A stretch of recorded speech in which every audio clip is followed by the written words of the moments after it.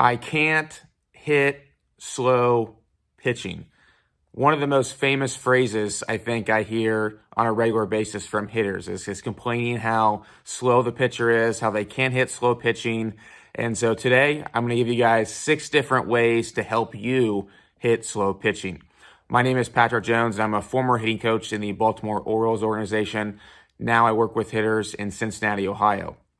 So I think the first thing that comes to my mind, and as a joking manner when it comes to slow pitching is, and I always joke around with players like, if it's that hard to hit, if slow pitching's that hard to hit, wouldn't there not be any of these velocity programs out there? Like, wouldn't Driveline not exist?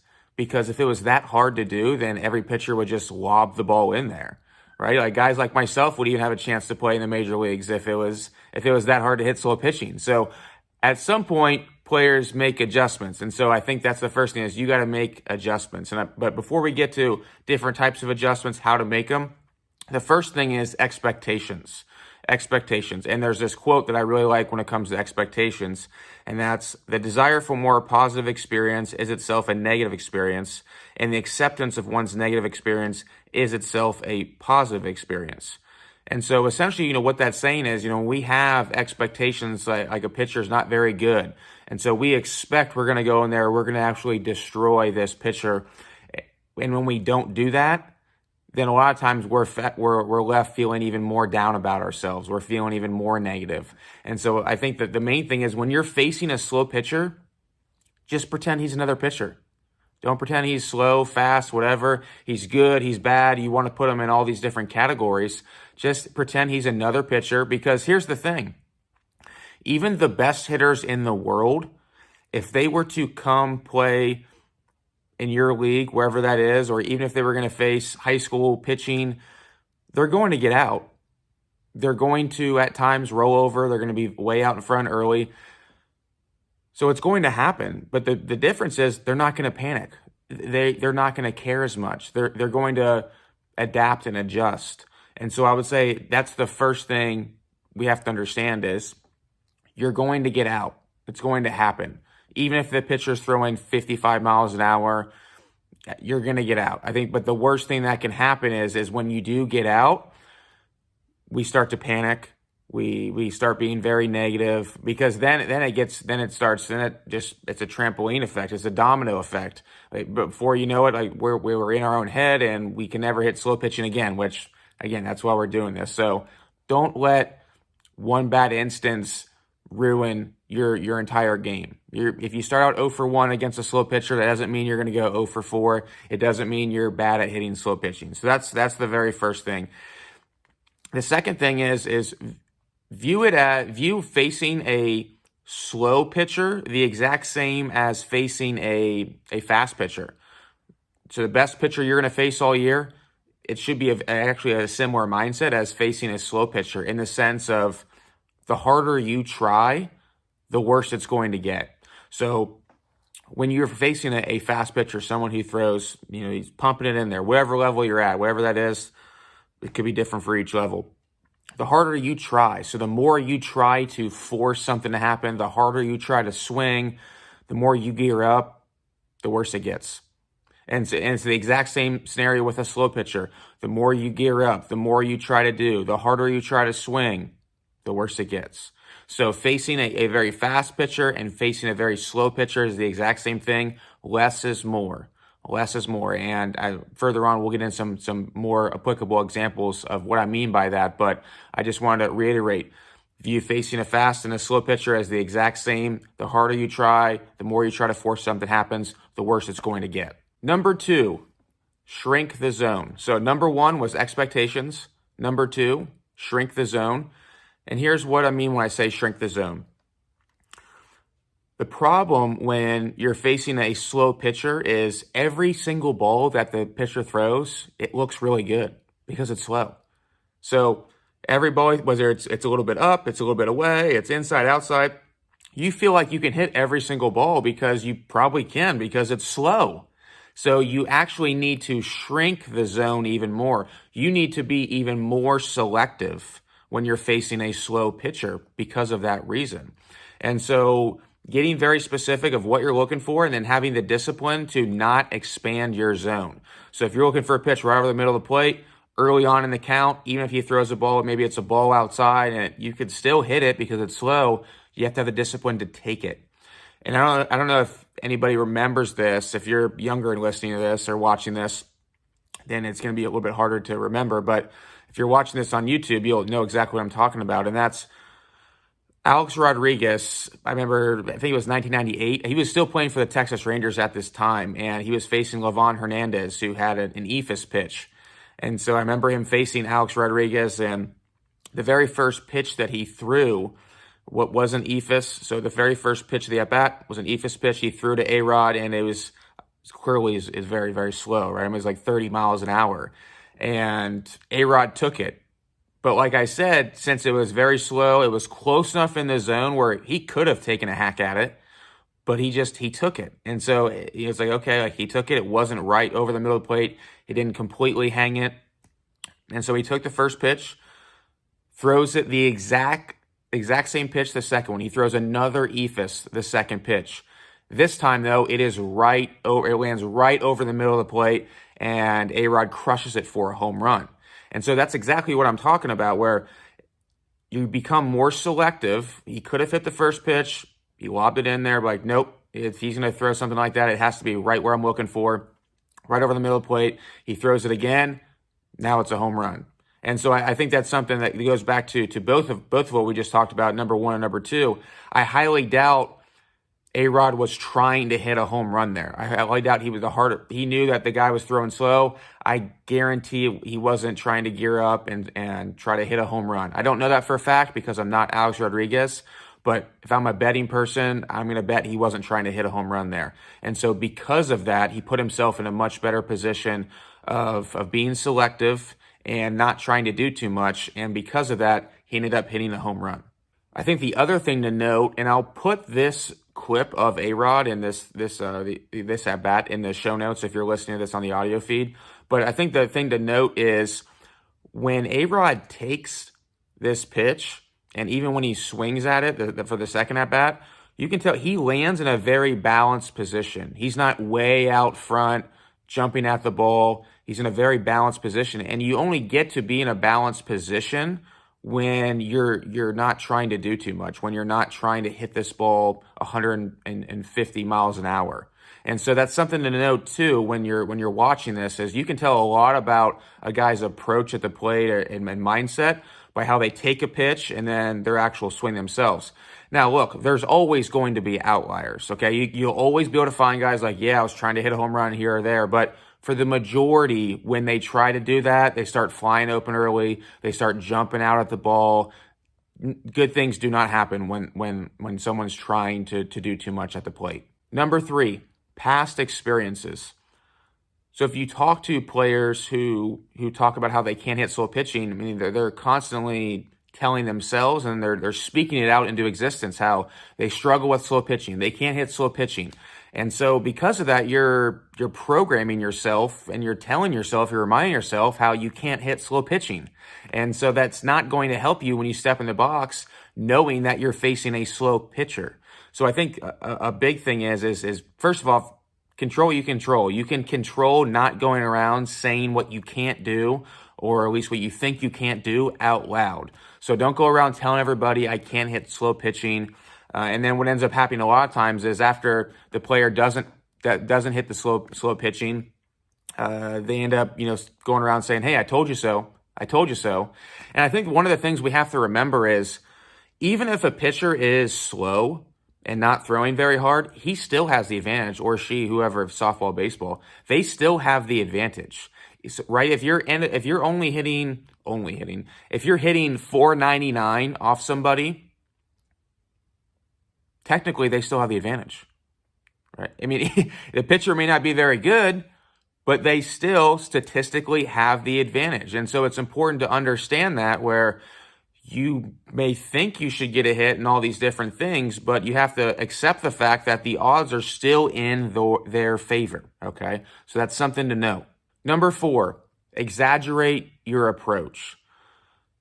Hitting is a lot about opposites. And so what I mean by that is We mentioned earlier about the harder you try, the worse it gets. And so when you're feeling like you got to try to do way much, and you do the exact opposite. You try and do less. And when you're feeling a little bit tentative, defensive up at the plate, you need to do the exact opposite. You need to become overly aggressive. It's the same with being true with timing and at times facing slow pitching, which can affect timing too. So what you can do to help with this, if this is an issue you have, is you exaggerate your approach. And here's what I mean. So let's say, for example, for a lot of times you're thinking opposite field gap, like you're just trying to hit a missile, right center field gap if you're a right-handed hitter, left center field gap if you're a left-handed hitter. Well, instead of that, maybe you tell yourself, okay, that's not cutting it against a slow pitching. I'm still way out in front. So if I'm a right hitter, I'm actually just going to try to hit a ground ball, nice easy ground ball to the second baseman. Or if I'm a left-handed hitter, I'm just going to try to hit a nice easy ground ball to the shortstop. So we're exaggerating our approach. We're still thinking opposite field, but we're not thinking about hitting a line driver. We're just trying to hit a nice easy ground ball to the shortstop or second baseman. And so what that can do is that relaxes your body. It allows the ball to travel a little bit further than it would have had you had your regular approach. And that is going to put you in a much better position to do damage once the pitch is actually thrown. There's different ways, different cues and things. I've told guys at times, like, hey, I want you to go up there and I want you to try to get jammed. Go up there and try to get jammed. And the reason why I say that is you know what it feels like to get jammed. And because you're exaggerating, you're going to let that ball travel a bit longer. You're not actually trying to get jammed, but because you're telling yourself that, you're going to let that ball travel a little bit longer, and it's going to increase the chances of you being on time. Some guys, it's like, hey, I'm going to try to hit this out of the catcher's glove. Right out of the catcher's glove, I'm going to try to hit this pitch, and that allows them to let the ball travel a little bit longer. So whatever it is you have to do, exaggerating your approach, because I think a lot of times what ends up happening is we think we're making adjustments, and I'm sure some of you out there have seen this before too. If you've ever watched yourself on video and someone says like, hey, like try to put your hands in a different position, just throwing this out there as an example. And so you feel like you put your hands in a different position and then you go and watch the video. It's like, man, it looks exactly the same as where it was before, but it felt like it was different. But the thing is, for it to actually show up, we have to exaggerate it. We have to exaggerate it. So it should feel uncomfortable. It should feel much different than it normally does. And so it has to feel that way for change to actually happen in an environment like hitting. Number 5, be specific. So when I'm working with hitters and they tell me they're having trouble hitting slow pitching, the first thing I'll ask is, hey, what have you tried? What are you telling yourself? And a lot of the times the answer that I get is, well, I just tell myself to wait back. Just tell myself to wait back. It's like, yeah, I mean, first thing that comes to my mind is like, okay, well, no kidding, right? That's what we're trying to do. But the problem is your mind and body, they don't really know what that means. You know, what does that mean? And so I think that's the thing, is we have to be specific, because if we're not specific of exactly what we're trying to do and give ourselves some direction, it's going to be very hard to actually make changes that show up. And so be specific of what you're trying to do up there. Telling yourself something very vague, like just stay back, it's hard to know what that means. And I think it's hard for that mind-body connection to know what that means too. And so we gave some examples before about getting jammed or ground ball to second base or shortstop, things like that. Like, again, that's more specific. So just make sure to be very specific of what you're trying to do and your plan when you head up to the plate. Number 6, sacrifice an at-bat. Might ruffle some feathers with this one, but it is what it is. So sacrifice an at-bat. So here's what I mean. I think a lot of times what I see from a hitting standpoint from hitters is they always feel as if every at-bat matters so much, and, you know, God forbid they strike out. And so at times it's like, geez, I think some players would be more beneficial just going up there and just swinging and missing on purpose, just for their mind to realize it's not as bad as they think it's going to be.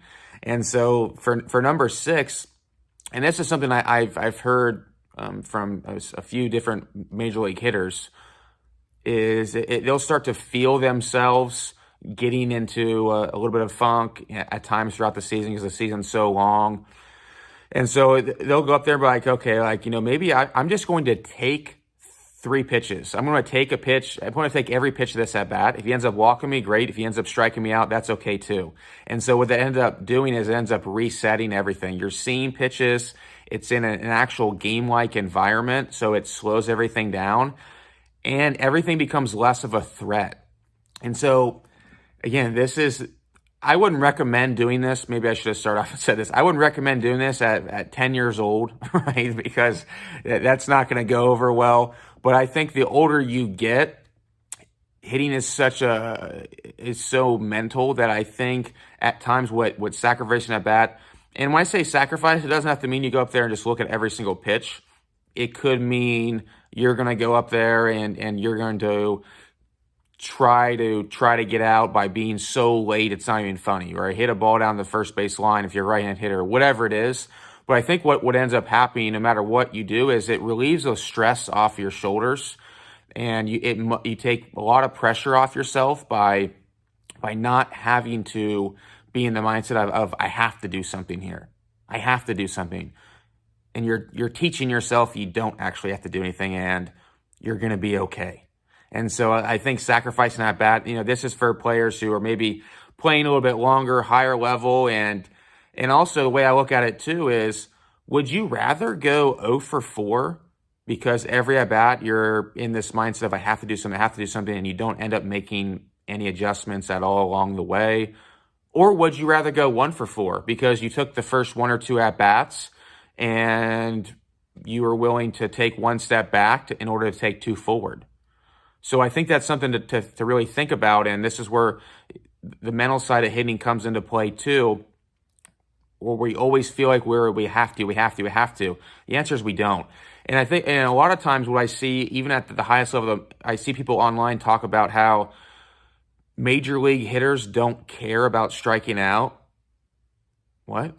Major league, so the guys who have spent their entire lives working obsessively year in, year out, dedicated years and years and years and over a decade of their life to get to the major league level, think that they just don't care when they fail, knowing in the back of their mind, if they fail enough times, they'll be gone forever and won't be able to get back there, knowing that their livelihood is on the line, their family's livelihood's on the line, that they just don't care. No, that's not the case at all. Okay, what they're doing though is they're viewing this from what I tell the kids, like an AP standpoint. There's a viewing this from an AP lens. And I work with a lot of high school kids, and so it's like, hey, we're an AP, and everyone else is down here. They're just taking regular algebra, all right? But we're an AP physics or whatever it is, and so it's viewing it from a much bigger lens, and like, what's going to get me to have the most amount of production over the course of the season, not just one game. So it doesn't mean that people don't care or that you don't care or anything like that. It just means that we're just playing the long game here. That's all it means. We're playing the long game, and we're not worried about short-term feedback, short-term results. And that doesn't mean that I think a lot of times that you can't have better short-term results. I think most of the times if you view it as a long-term play, you're going to have better short-term results. We have one bonus one, and that is practice. And so here's what I mean. When I say practice, there's different ways you can go about it. You can have a coach purposely mix speeds, purposely throw slow. Sometimes I'll put the machine on extremely slow, where it's just lobbing it in there, and they're having to really work on letting the ball travel by, again, changing some of the things that we talked about today with expectations and exaggerating your approach and things like that, and that helps them too. But also, I think even just starting with the tee and moving the tee deep on the plate, starting the tee very deep on the plate, and then working your way out front. Because I think that's the issue I see a lot of times is players just get in the cage right away and they just start trying to pull the ball. And then they wonder why they can't stay back against slow pitching. Well, it's because you never practice getting comfortable hitting the ball deep. So get comfortable hitting the ball very deep, and then you'll be comfortable in the game too when you need to as well. So that's the bonus one, is start practicing being late. practice being late and then work your way out. It's much easier transition to start late, work your way out, than it is start way out in front and try to find your way back. Hope you enjoyed this one. If you do, make sure to subscribe, share the show. We're going to continue to put out great content, put out episodes where we have different coaches on, and I'll continue to do solo episodes like this too. So if you enjoy this show, please share it on social media. That's how this thing is going to grow. If you enjoy the show, share it. Thanks again, and we'll see everybody next time.